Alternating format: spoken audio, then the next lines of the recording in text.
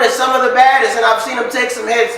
I'd like to welcome to the show my man Ricco Acevedo. Man, welcome on. Have a seat. Have a seat. Have a seat. You're going to have to add the music. My man Wayne over there slowing up on the DJ booth. No, that's all right. That's all right, man. So Ricco, man, welcome to the show, man. You know, you got a you still got a big career. How old are you, Ricco? Getting old. 35. 35. Hey, we still see some of the greatest. I feel like I'm 22. No, I know you still got squabbles, man. I was checking you out, man. You got squabbles. So now you head into this career. You're still going at it. And I think what I'm trying to get out of this interview is I want to know, what does fighting do for you as a person? You know, because you gotta. What does it do for you as a person? Well, it helps me to not kill a lot of people. Yeah. It keeps me out of jail. No, it's given me a base, structure for my life since I was a little kid. Okay. I can't even imagine where my life would have been if I wasn't in athletics. Yeah. Now, people, I was checking out some of the videos, and I watch MMA fights. What's the difference between MMA and boxing? What's like the difference in that type of ball field? It's pretty much the same, except for the groundwork. The groundwork. So you take, what's the rules? Like, is the rules structured differently? Because I was watching a fight, man. It's like a battle with you just got to battle. The only strong get out of that ring. You got to have a lot of guts to get into MMA fights. So tell us what's the rule structure? How is it different from boxing? Well, as far as MMA is concerned, it's just night and day. Yeah. Boxing, like a punch in the face is a punch in the face. I don't Yeah. care if you're Spanish or really? British. Yeah. It's a universal language. But when it comes to MMA and then boxing, it's totally different.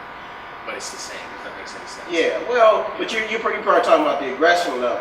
But what people don't know about, like, for those fans out there who don't know about MMA, in MMA you only got taped hands. Am I correct? No, you actually have a 4-ounce glove. You have your hand wraps, and then you have your 4-ounce glove on top. Okay, of that. so you do wear gloves. It has exposed fingers. So yeah. It allows you to grapple. Yeah. Now what is it? So you have to submit in MMA rather than boxing. You know, boxing. No, you can knock them out. Oh, for real? Yeah, I knock a lot of people out. Oh yeah, I'm hoping we got some highlights by the time we hear the show. But I was watching. I saw some of your fights. If anybody know, you can watch them on YouTube and see some of your fights. And that was a big dude. I watched you fight. He was a big dude. So how is his training like?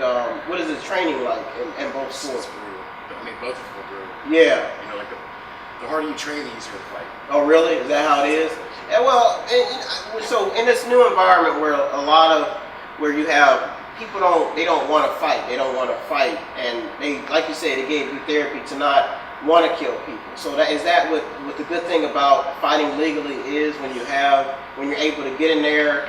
You know, most men like myself, I get in these state of mind where I just become an animal, so I go out and run in the park. I'm serious, and I take that aggression. I've taken so much positive energy or negative energy and transferred it by being in the park. Is that the same in a boxing ring? It's the same thing. You put your headphones on when you're running, you just get lost in the music. Yeah. So I do when I train for a fight. Yeah. I'm not mad at the guy. Well, sometimes I'm mad at him. Most of the time I'm just happy to be there. Yeah. Now, what about this? Now you see all this violence.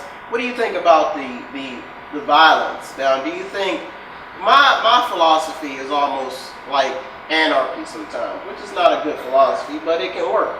So in certain situations where you see guys and they all want to always kill each other, do you think it would be better for them to just fight it out? I think they should be running the country. Hey, it would be nice. I'm serious. In the military, that's how it was in the Navy. I don't know if you ever fought on a ship before, but in the Navy, you take a medal. I remember I fought a dude probably about Wayne's size, named Splunge. We went at it in a berthing area, and this dude, man, if you ever hit your head on metal before? Yeah. Man, that's not a good feeling. But me and him, so is that almost? And it's like so you actually have. I got punched by Kelly Pavlik a bunch of times. Oh, Kelly Pavlik. It's the same thing. What's up with Pavlik, man? He's still going. He's still fighting, or you? I would. Yeah, you're a pro. You're actually. I just train. He does all the Rocky does all the fighting. Oh yeah, Rocky. Now you're pro. Am I correct? So you actually get paid for your events. Now, how did you get to that level? Tell us a little bit about that. Just a bunch of amateur fights, and I just decided one day I didn't want to get punched in the face for free. Yeah, and you just said I'm going pro, huh? Yes, I'm going to go pro. Yeah, I took Wayne, man. When I took my first L in fighting, it was the roughest. It's hard. It was, because this guy, he didn't fight fair. It was a big big dude, and Rocky knows Darnell Boone.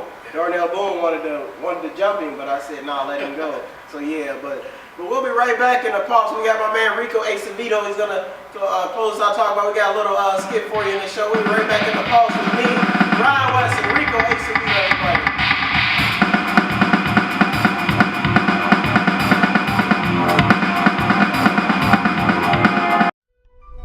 In a world with no dreams, there is a prophecy. The box prophecy is about a boy and a box. The old world, they called it the sin box because it was filled with dark thoughts and only the dreamer can open it. You see, the mind moves forward in time, but the imagination, it moves forward in eternity. And the dreamer, he holds the key.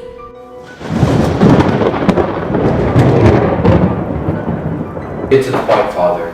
What's so important about Joseph? He's just a kid. How could one kid cause so much madness? He's not just a kid. He can dream. That's quite a gift, you know. He who can dream holds the key to the future. I will sell my soul in order to find this kid. The book says the one who holds the black rock will be chased by dark thoughts. I will go to the witches. Shit, Paulie, don't you think we should be headed back to Antioch, Paulie? The more you try to compress his thoughts, the stronger the energy becomes. She was innocent, Paulie. She was innocent, Paulie. Don't let the dark thoughts consume you, Walter. You will beat this. I don't know if we should be dealing with witches. I want my fields back. The land of Escobar has always been every man for himself. We can't trust anybody. The child has a gift. That is why.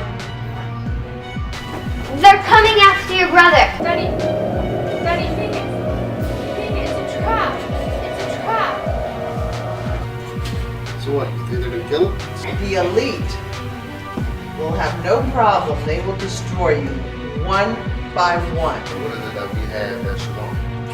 Wait, what do you mean wait? Why don't we go get him? You have no fight! Let us try and help you. It's a trick. Don't listen to them. Your Lord will help you.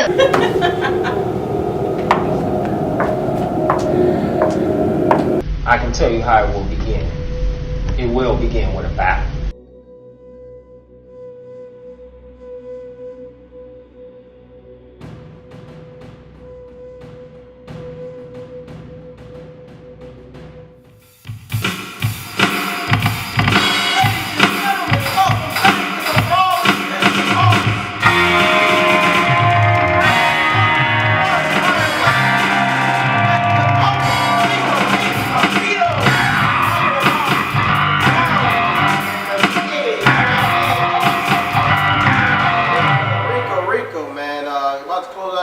Ready for your fight. Any last comments you want to make before I drill you with some more questions, buddy? I just feel bad for whoever I'm going to fight. A lot of aggression, a lot of anger. You hear that? Ladies and gentlemen, it's going to be the fight of the century who feels bad for the person who's going to fight. Yeah, that's pretty much it. You're going to punish him. I hope he's training as hard as I am because that's what I like. That's what I like about it. That's what I hope. I don't want any excuses. Oh, okay. That's what I like to hear. Don't make excuses. Either lay you out, don't make no excuses. Okay, and that's how it is in MMA. Everybody knows how it is in MMA. And he's basically putting it on the line. No excuses out there for his next fight. He's going to punish you, and that's what I like to hear. So now your career has been based on punishing people, and putting them in the headlock and making them submit. Now, what do you want your legacy? What do you want to be remembered as a fighter? What do you want to be remembered for? Just violence. Violence? Structured violence. Structured violence. Organized violence. Excellent, excellent. You know what? Because the only thing stopping me from killing him is that referee. Oh, wow. If you want to get nasty out there, ladies and gentlemen, come to the MMA fights. Now, where is this fight going to be located at? Once again, you got to ask Rocky. Okay, yeah, Rocky DeFrank. If you want to get in touch with Rocky DeFrank, you can find him online on Facebook. So, Ricco, real fast, man, you have a big resume, man. You've been fighting your entire life, man. So, now you have kids. I seen your daughter. She wants to fight, too. She got the same story. And you know what's funny, man, is you got a clean smile, man. So when you punishing people, man, you got to smile after you get done punishing. The reason why is I move my head a lot. Yeah, well, I seen you. No, I seen you fight, man. You look good in the ring. Check him out. Where people can get in contact with you? Where can you draw your fan base at? Facebook. Okay. Ricco Acevedo. Ricco Acevedo. What's your nickname? Ace? The Ace? Violet. Oh, Violet? Okay, Violet. excellent. Check out Violet online, Ricco Acevedo. We'll be right back in the Pulse next week with me, your host, Brian West. And corner number 1, we got my man Wayne, the music maker, and corner number 2, and the man, the myth, the legend, Ricco Acevedo. Ladies and gentlemen, welcome. Come back next week in the Pulse with Brian West. Have a good weekend, everybody.